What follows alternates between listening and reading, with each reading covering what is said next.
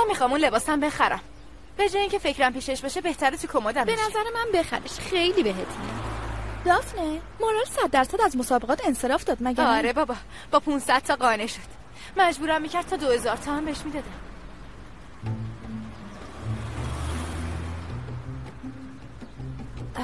توپراکم اومده. توپراک کیه؟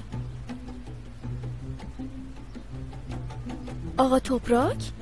تو قرارای خاصمون بهش نمیگم آقا توپراک. یعنی الان برای دیدن تو اومده اینجا؟ جدی نمیگی؟ چرا؟ حتی قراره بریم توی کافه بشینیم و با هم چایی بخوریم. تا نبینم باور نمیکنه. خیلی خوب باشه، ولی سعی کن نبینتت. اگه تو رو ببینه برای اینکه سر زبونا نیافته ممکنه قبول نکنه. باشه.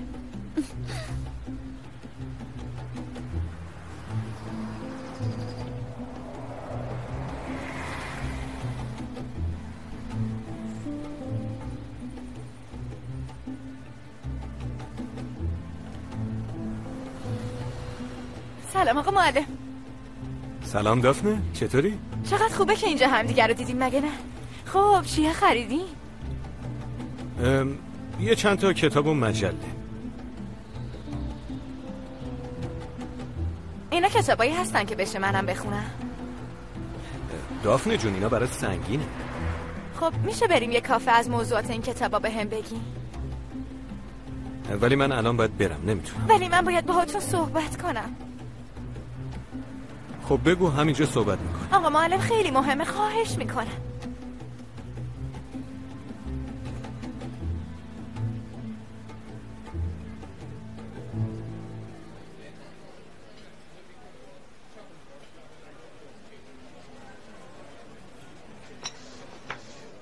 سوگل زود باش از این پنیرم امتحان کن. امتحان میکنم خاله صدا. پرتقاله که دوست داشتی، چیز دیگه ای میخوای؟ نه لازم نیست اصرار کنی. هدیه همیشه یه ضرب المثل خوبی داره، میگه غذا دیدی بخور، کتک دیدی فرار کن. من اینطوری بزرگ شدم.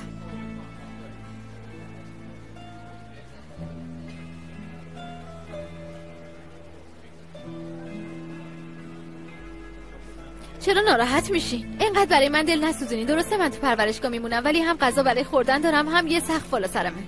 اینم چیز خوبیه.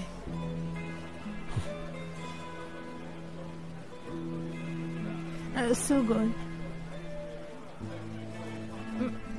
ما میخوایم سرپرستی تو قبول کنیم.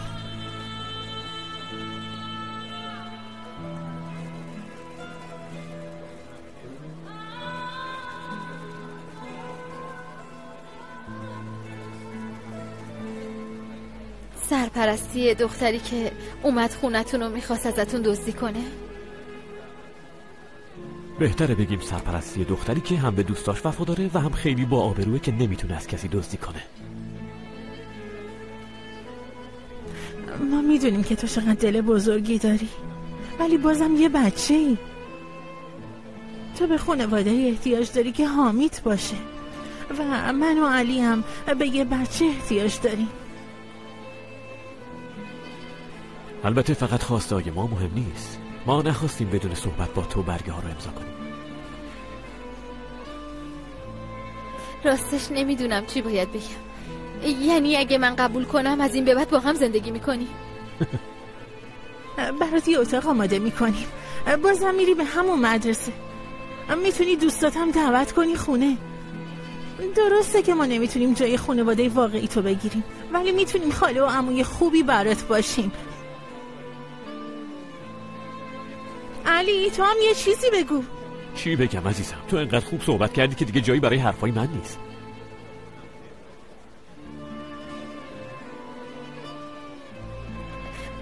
خب اگه من دلم بخواد مامان صدات کنم چی؟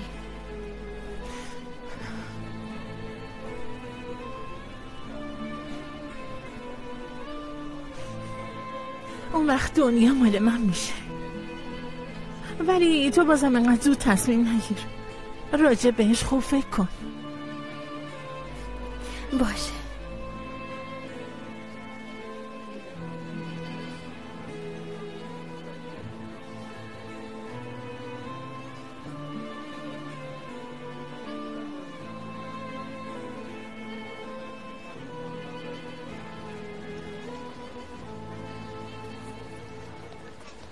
یه ساله که والیبال بازی نمی‌کنم. یکم از ورزش دور موندم.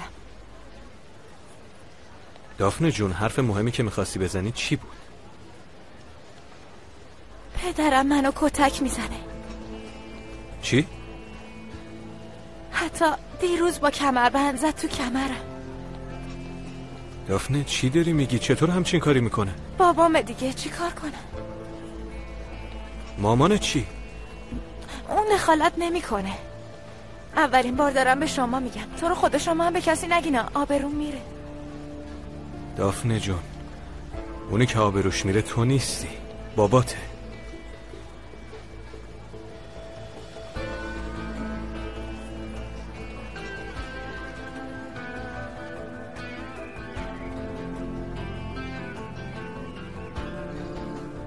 فقط تو رو خدا این موضوع بین خودمون بمونه.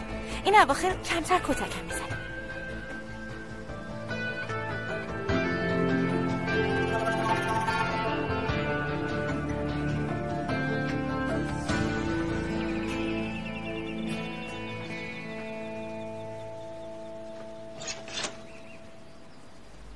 ایلول،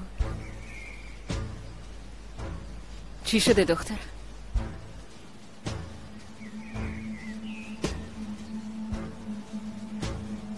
شب و هوا خنک، اومدم لباس آسیمولم بگیرم.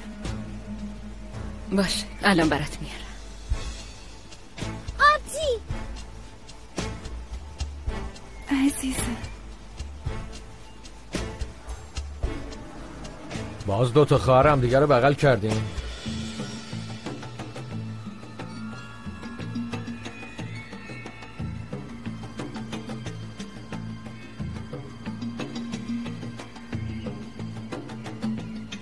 ایلول، خواهرتو خیلی دوست داری نه؟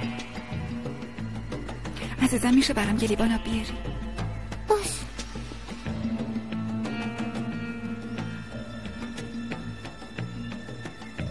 اگه دستت به خواهرم بخوره هر چی دیدی از چش خودت دیدی. اون موقع واقعا میکشمت.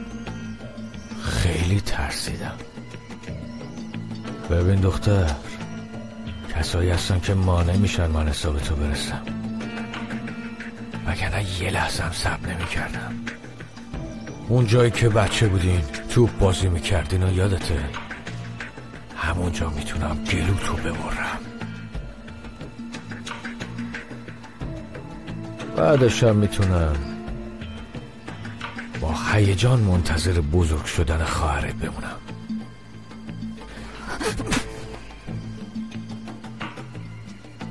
من تو رو آوردم.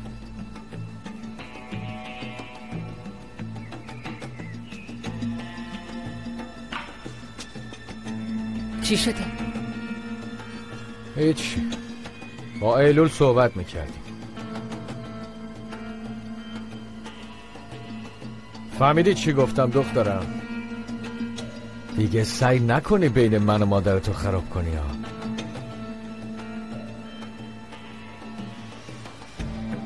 تو جای بچه منی. کدوم آدمی به بچه خودش به یه چشم دیگه نگاه میکنه؟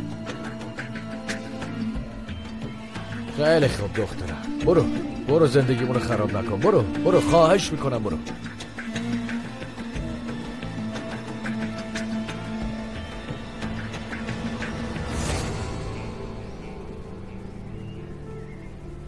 خواهرم رفت؟